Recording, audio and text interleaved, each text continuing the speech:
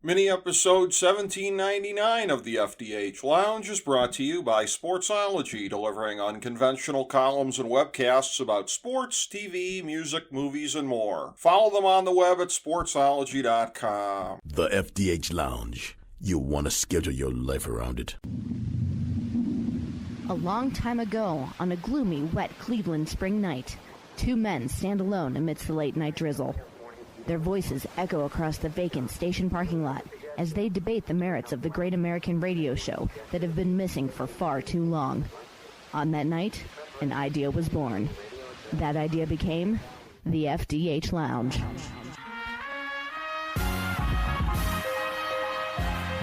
Welcome to the FDH Lounge. Hello and welcome to FDH Lounge mini episode 1799, the weekly FDH football preview show.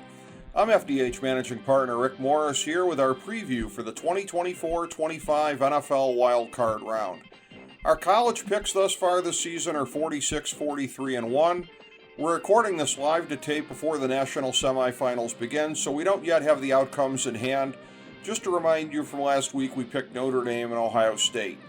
In the NFL, we're going for our fourth season since 2016 of being profitable, i.e. above 52.4%.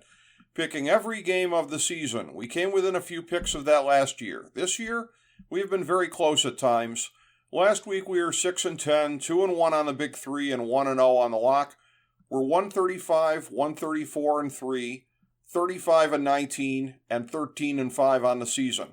We finished the regular season on a 23-7 run on the Big Three, and we hit 7 of the last 8 locks.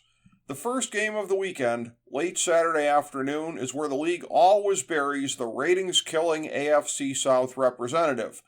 Once again this year, it's Houston.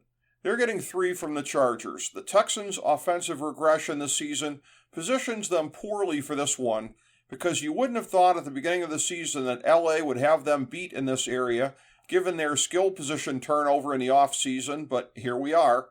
Factor in the recharged lightning bolt defense, and this game could become the mirror image of when Houston curb-stomped the Browns on this stage a year ago. LA 31, Houston 13.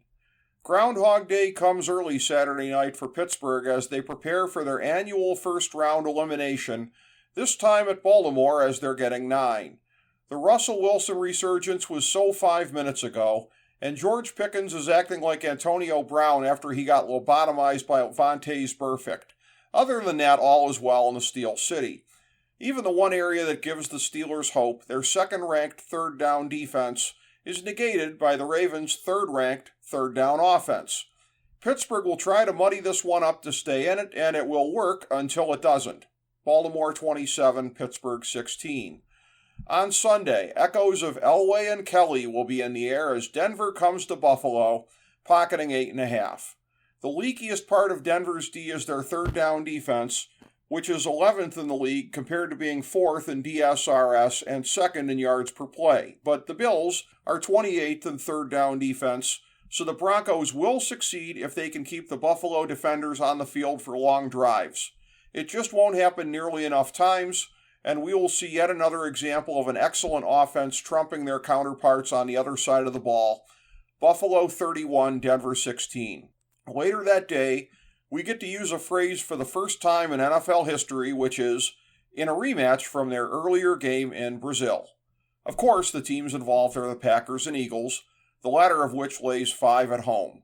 This is one big injury mess for both teams, but Green Bay has been hit harder, which is great for Philly, considering that they have a glass jaw in terms of this year's strength of schedule, while the Pack has been going through knife fights all year long. However, the outcome won't change from what we previously saw south of the equator. Philadelphia 24, Green Bay 13. Sunday night, the Bucs lay a field goal to the Commanders at home. If you picked Washington as the 5 seed at the start of the season, of course you are lying.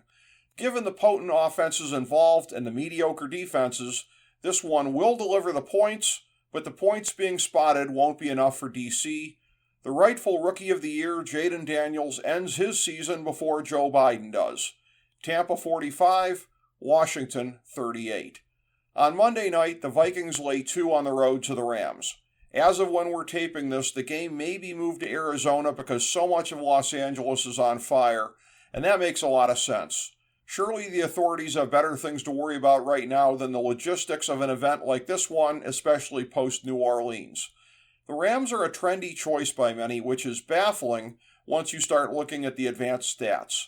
It seems obvious that many pundits are simply going by the two QBs and assuming that Sam Darnold will wilt under the bright lights. Such pundits forget Darnold's years of dominating right there in SoCal before he came to the NFL. He won't dominate here, but he'll get the job done. Minnesota 27, Los Angeles 20. Thank you for joining us for this mini episode of the FDH Lounge.